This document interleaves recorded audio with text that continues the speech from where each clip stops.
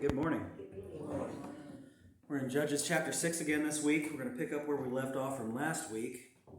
And where we were last week, the Israelites, they were in a time of punishment. They had turned from God. They had turned to false gods and idols and pagan worship. And God had let them be overcome by these Midianites, these other people who were oppressing them. The Israelites were having to hide in the caves and the mountains. Whenever they would come out and plant food, others would come and destroy it. And God found Gideon hiding inside this wine press, using it as a threshing floor so he could thresh this wheat, thresh this barley, without being found by their enemies. And the Lord said to Gideon, he explained to him that he was going to defeat these people through him. And Gideon, like most of us do, doubted himself. He said, I'm the weakest of the weak. I'm the littlest of the little. Our family's the smallest. We're from the smallest clan, and I'm the smallest for my family. And he said, God, if you're really going to do this through me, give me some kind of a sign. And so he put up an offering. And this angel of the Lord, who we come to find is Jesus, took up this offering with fire. And it revealed to Gideon that what he was saying was true, and he was who he said he was. So he instructed him to go to his fathers and destroy this altar to Baal. He told him to destroy these false images, the false god, this false idol that was built there as well, and to cut it down and to use it for the firewood to burn a sacrifice, an offering to God from this bull of his father's. And after he did that, people got upset. There were people who worshiped those things, and they saw that they were angry and offended by this and irate about it, and they wanted to go after and punish Gideon. And Gideon's father said, "No, are you really going to speak up for Baal? Are you going to step in and help him out? If he's real and he's really upset about this, don't you think he'll handle it?" So, upon seeing all this happen and seeing God at work through Gideon and seeing these pagan practices start to be destroyed and start to be taken out, the people rallied behind him. We saw towards the end here that the Abiezrites gathered behind him. Messengers went throughout Manasseh. They gathered behind him. People from Asher, Zebulun, Naphtali, they all came to meet with him. And all these people started rallying behind Gideon. And he'd already doubted himself. He had already asked for a sign. But now suddenly he's got an army behind him. And now things are getting a lot more real. It's one thing when God is telling you what's going to happen or what he's going to do through you or what he wants you to do. And it's another thing when it's coming time to take action. He believed that God was going to work through him, but now he's got an army behind him. And he's starting to have a little bit of doubt again. He's starting to have a little bit of, are you sure, God? Is this really, because if I'm not sure about this, I don't want to lead thousands and thousands of people out to their death. It's got to be an intense time of anxiety and fear for him. So picking up in verse 36, we see how he treats that. Chapter 6, verse 36, it says, "So Gideon said to God, if you will save Israel by my hand, as you have said, look, I shall put a fleece of wool on the threshing floor, and if there is dew on the fleece only, and it's dry on all the ground, then I shall know that you will save Israel by my hand, as you've said." And it was so. When he rose early the next morning and squeezed the fleece together, he wrung the dew out of the fleece, a bowl full of water. So here, God doesn't have to give these signs, but he does. Just like he didn't have to give him the previous sign, he did. Just like Jesus didn't have to show Thomas his hands and side to give him proof, he does. And this should be enough, but it isn't. He says, okay, Then Gideon said to God, "Don't be angry with me, but let me speak one more. Let me ask you one more thing." He said, "Do not be angry with me, but let me speak just once more. Let me test, I pray, just once more with the fleece.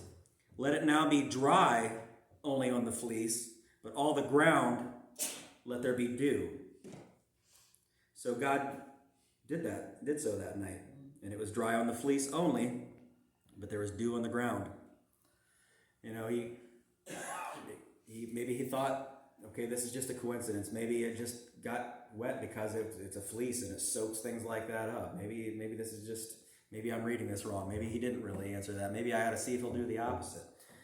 And he wanted to be sure that what he was doing was right. And when God calls us to do something, it can be scary. Are you sure you want me to do this? Are you sure this is the direction you want me to take? And sometimes it could be like I suggested with Gideon. Maybe he just wants to know for sure so he knows he's doing the right thing. But other times we question things that we already know the answer to because we're afraid. If we're in a situation like Gideon's, we'll say, "Are you sure?" Not because we're not sure, but because we're kind of hoping he'll say, "Nah, you don't have to." We're afraid of what we're going to be getting into, but things are getting real. You know, and I think back to times when we've done different things involved with the church. I mean, when we first talked about doing the praise team that we did for a while, that was all exciting. And then we planned it and we practiced it and rehearsed and everything, you know, was all set. We're all excited and it did go well. But I tell you what, that first time you get up here behind a microphone and sing in front of a group of people that you've never done before, you know, I was barely comfortable praying out loud in front of other people at that point. Now I'm going to get up here and sing somebody else's songs in front of a group of people. It can be intimidating, but you know, when God calls you to do something, he gets you through it. He empowers you to do it. And that's exactly what he did for us, and that's exactly what he did, as we're going to see, for Gideon. In chapter 7,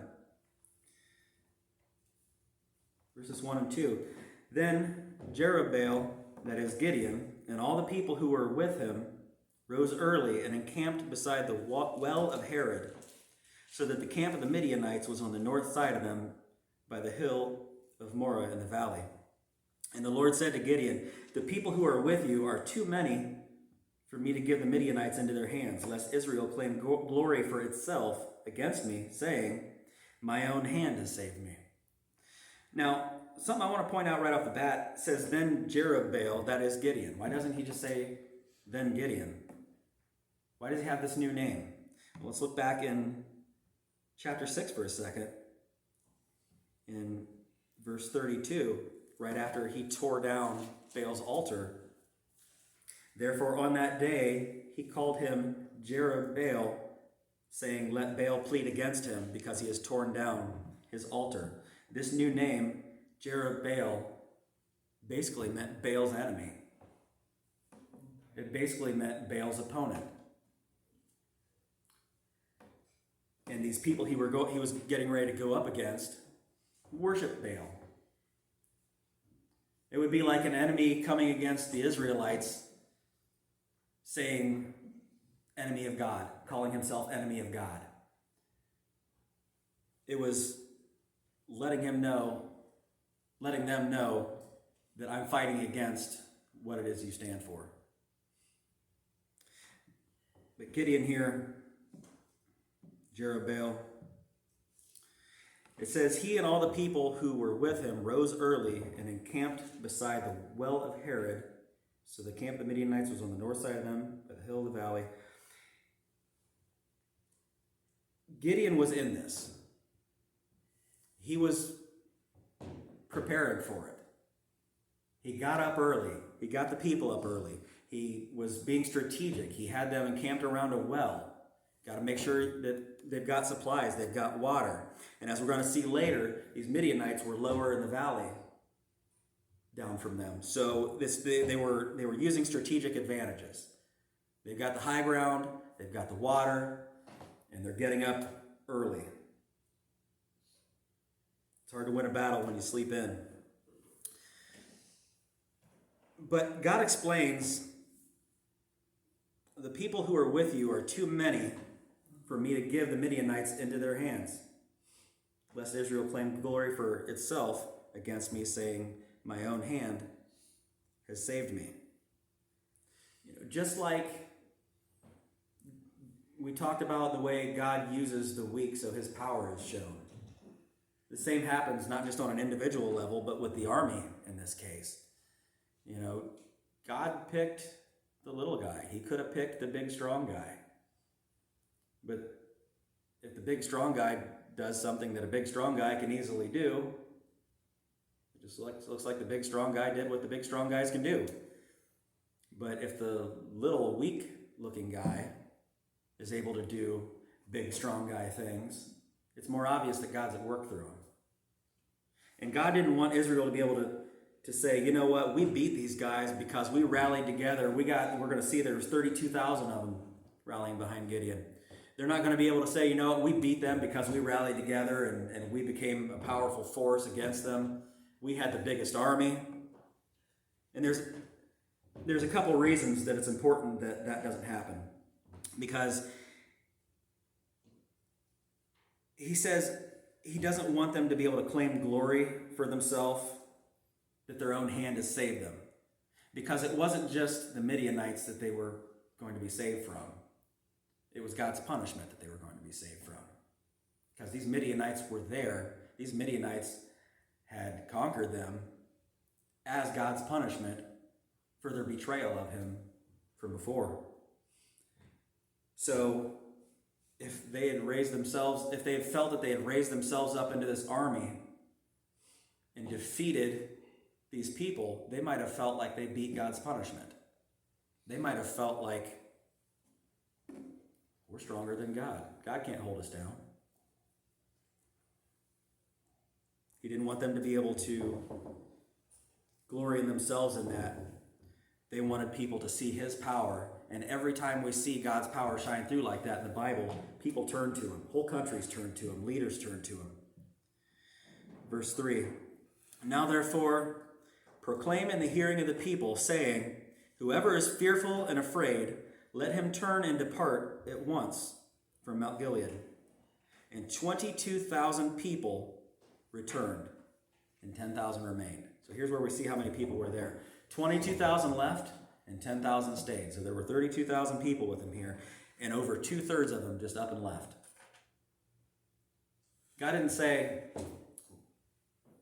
we need to weed these people out. You all go and you all stay. He said, whoever's too scared to do this, go ahead and go on home. And they decided for themselves to walk out. Maybe this was more of a situation where the moment of truth was coming and it became more real for them and they were more afraid because they showed up the first time. They saw things happening and they were rallying behind Gideon and they were all excited and amped and ready to go, but when it came time for them to act, the fear set in. 2 out of 3 of these people walked away from God's will because they were afraid. How many Christians today don't follow callings that God calls them to because they're afraid? I bet it's more than 2 out of 3. But something I want to point out, God, we know that he works through the weak. He was wanting to work through less people here. And yes, they were afraid and they left. I don't think he removed these people because they were weaker than the rest. Because that wouldn't matter. He wants to work through the weak. I don't think he removed them because they were weak. I think he removed them because they weren't willing. Because they weren't willing to just listen to the call. We know that he prefers to use the weak so that his strength is shown, but we have to show up. We have to say, yes, Lord, I'll do this. We have to, like Isaiah, we've got to say, here I am, send me. We don't have to have the ability on our own. But if we're willing to, he'll put that ability in us and work through us. Verse 4. But the Lord said to Gideon, the people are still too many. Bring them down to the water, and I will test them for you there. Then it will be that of whom I say to you, this one shall go with you, the same shall go with you. And of whomever I say to you, this one shall not go with you, the same shall not go. He's saying, go on with them down to the watering area, and I'm going to tell you which ones to keep and which ones to get rid of. They've still got 10,000 people. And he's saying, we don't need 10,000 people. So they're coming down to the water, and it says, verse 5, so he brought the people down to the water, and the Lord said to Gideon, everyone who laps from the water with his tongue, as a dog laps, you shall set apart by himself. Likewise, everyone who gets down on his knees to drink. And the number of those who lapped, putting their hands to their mouth, basically they were scooping up water and slurping it up. Those who lapped, putting their hands to their mouth, was 300 men. But all the rest of the people got down on their knees to drink water. And the Lord said to Gideon, by the 300 men who lapped, I will save you and deliver the Midianites into your hand. Let all the other people go, every man to his place. So the people took provisions and their trumpets in hand, and he sent all the rest away from Israel, every man to his tent, and retained those 300 men. Now the camp of Midian was below him in the valley. So of all these people, there were 32,000 people. God got rid of over 90% of them. See, I don't even need one out of every 10 of these people to do what we're about to do. And when it does happen, when people see the awesome things done through this army, there's going to be no doubt that God was at work. There's going to be no doubt that the same God who was punishing these people was there to save them. So now the moment's really coming up. The moment's coming really soon, and the closer it gets, maybe the more apprehensive they might have been. Maybe even more so now that there are only 300 of them instead of 32,000. It says in verse 9, it happened on the same night that the Lord said to him, arise and go down against the camp, for I have delivered it into your hand. But if you are afraid to go down to the camp with Purah your servant, and you shall hear what they say, and afterward your hands shall be strengthened to go down against the camp. Then he went down with Purah his servant to the outpost of the armed men who were in the camp. Now the Midianites and the Amalekites and the people of the east were lying in the valley as numerous as locusts, and their camels were without number, as the sand by the seashore in multitude. When you think about this, we've got these Midianites, you've got these Amalekites, you've got these people of the east. God has just turned your army from something huge into something tiny, and you look out and it says they're like locusts. It looks like a swarm of people. And this is what you have to go up against?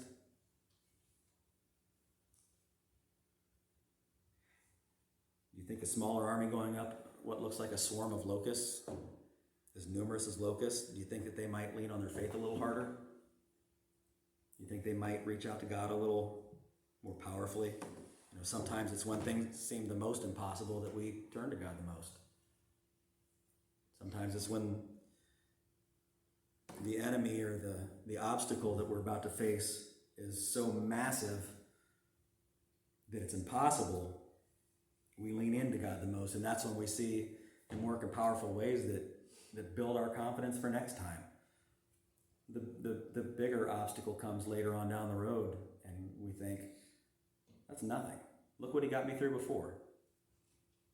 And that's what happens is we go through life, and as God works in our life and helps us to overcome all these crazy things, we start to see a pattern.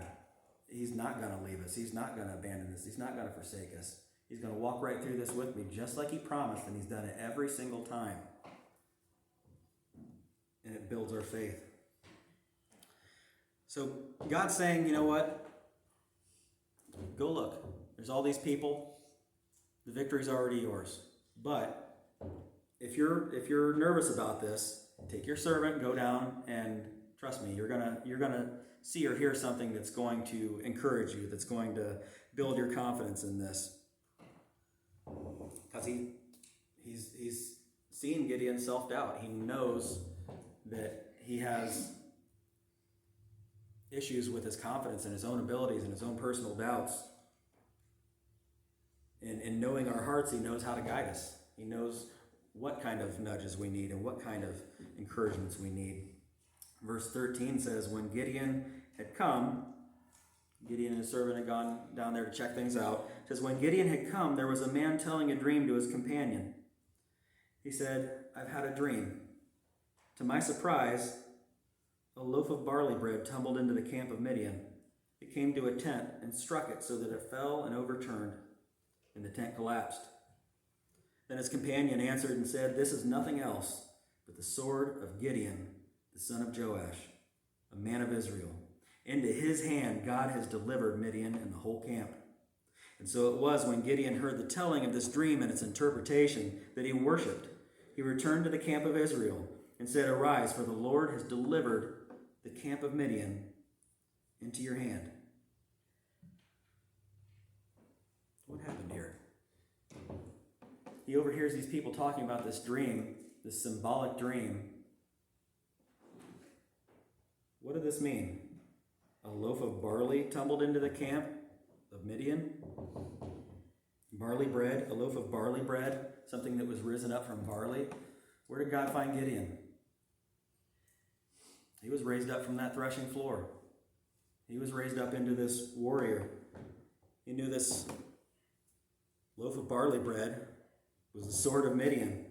And this tent that it struck and knocked over was symbolically their camp failing and falling and losing to Gideon. So now not only does God know does Gideon know, not only does Gideon know from God telling him that he has victory, they're going to defeat these Midianites. Now he knows the Midianites know it too. Let me tell you something. Once you're convinced you've lost or you're going to lose, there's a good chance it's going to happen. That's why it's dangerous to fall into the trap of being convinced of hopelessness, being convinced of a hopeless situation. And that's why so many people try to convince other people that the situation is hopeless. Because then they think, well, if there's no way out of this, I might as well just give up. Or they don't fight as hard because they don't feel like there is a way out. What happens in a lot of abusive relationships? Someone is treated to feel like they'll never have anybody else, or they'll never be treated as well by anybody else, or never be loved by anybody else. And they're beaten down into this feeling of, this is the only hope I have. There's hopelessness after this, so they don't even try. Or they don't try as hard, or they feel scared or weak. Right? This happens with whole countries. I saw a documentary on how there was a foreign election that was basically won by putting out fake radio broadcasts that it was going to be a landslide victory for so-and-so, to the point where nobody showed up. Half people didn't show up, and that person did end up winning because of it, because they were convinced there was no winning. And now he knows that that's what these Midianites have. Now he knows that they're aware that God is with Gideon and his sword is coming for them. Verse 16. Then he divided the 300 men. Then he divided the 300 men into 3 companies, and he put a trumpet into every man's hand, with empty pitchers and torches inside the pitchers. And he said to them, look at me and do likewise. Watch, and when I come to the edge of the camp, you shall do as I do. When I blow the trumpet, I and all who are with me, then you also blow the trumpets on every side of the whole camp, and say, the sword of the Lord and Gideon. The sword of the Lord and of Gideon. So Gideon and the 300 Gideon and the 100 men, because he split them into 3 groups of 100. So Gideon and the 100 men who were with him came to the outpost of the camp at the beginning of the middle watch, just as they had posted the watch. And they blew the trumpets, and they broke the pitchers that were in their hands. Then the 3 companies blew the trumpets and broke the pitchers that they held, the torches in their left hands, and the trumpets in their right hands for blowing. And they cried, the sword of the Lord and of Gideon. Now, something I noticed as I was reading this is Gideon says, we're going to do this, and everybody else follows suit. And he says, we're going to blow the trumpets and yell the sword of the Lord and of Gideon.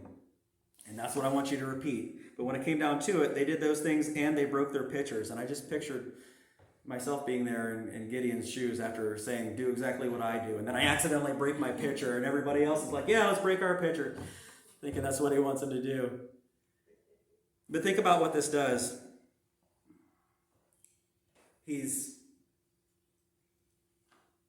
The things that they're doing are going to be intimidating to these people who already feel like they've lost. From what they see, they're surrounded. And from what they hear, they're surrounded. They're hearing shattering broken vases. They're hearing trumpets blowing. They're hearing people shouting about the sword of the Lord and of Gideon.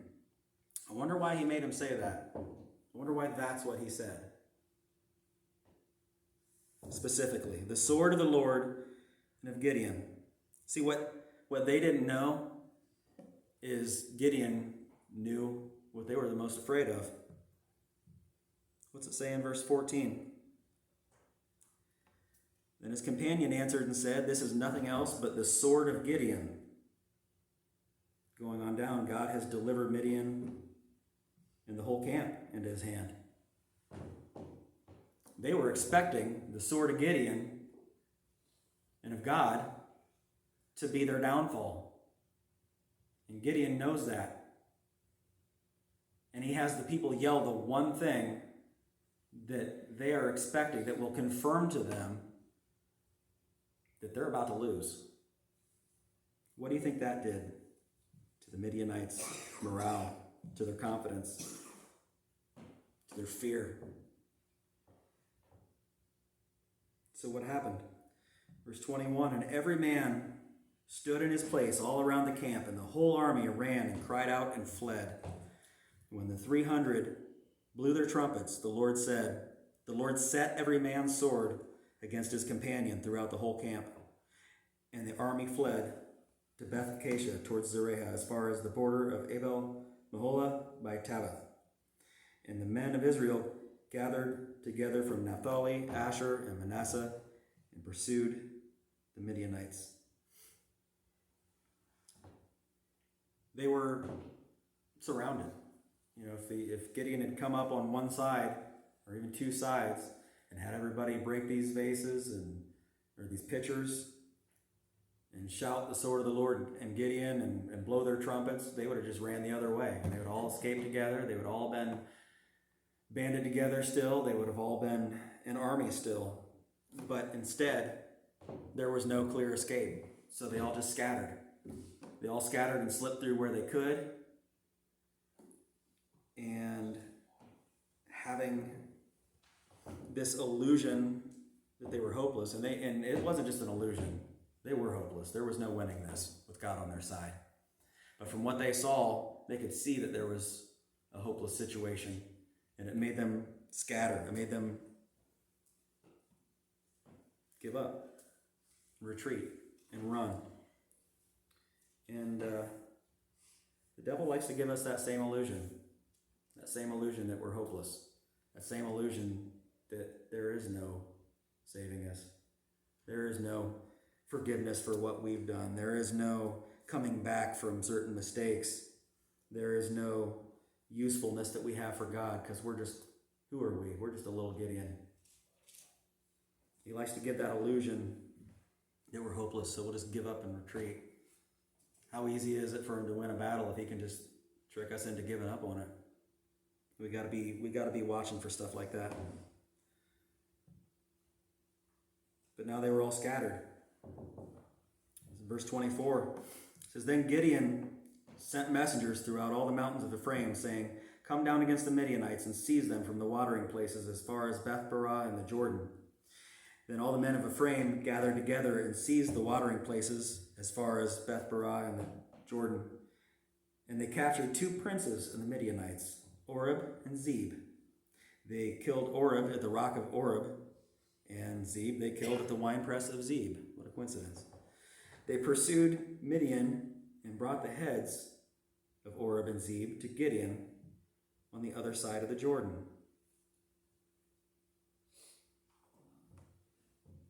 If they had all taken off together, if they weren't surrounded, if they hadn't done things the way they did, and they took off together as an army, would this have been possible?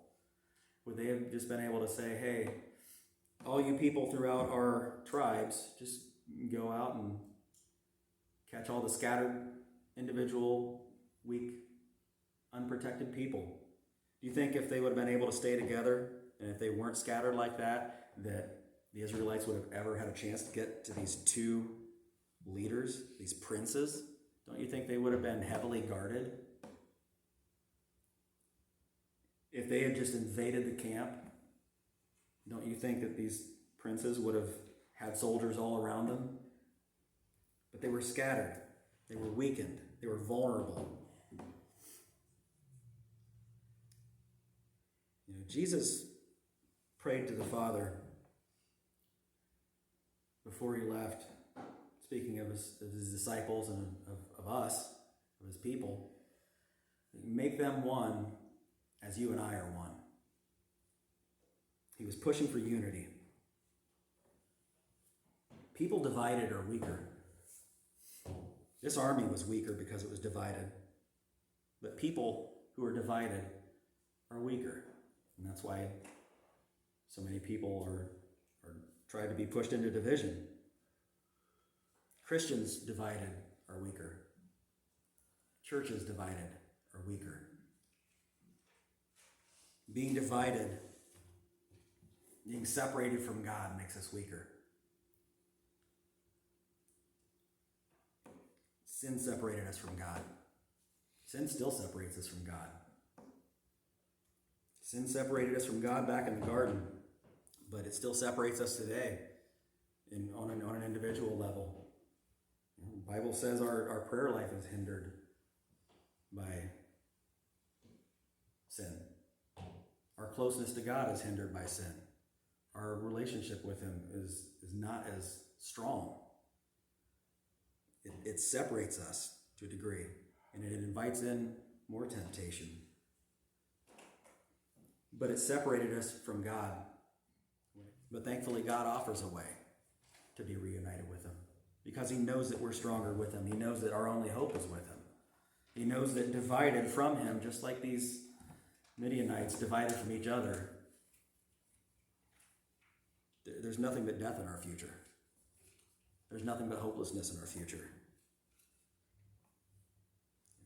God sent Jesus so we could have that unity with him. Apart from his work, there would be no unity, reuniting with God. And he could have just said, you know what? You guys turned your back on me. I'm done with you. But what did he do with these Israelites? They turned their back on him. They worshiped these false gods. They were facing harsh punishments and death and struggles. And here he is raising up a mini little army that he can work through so that he can restore them. And that's exactly what Jesus did for us on the cross. He made a way for us to be restored to God. We need to embrace that. We need to thank him every day for that. And we need to get out there and tell everybody we can that they can be restored to him, that they don't have to be separated from him, and that there is hope for them.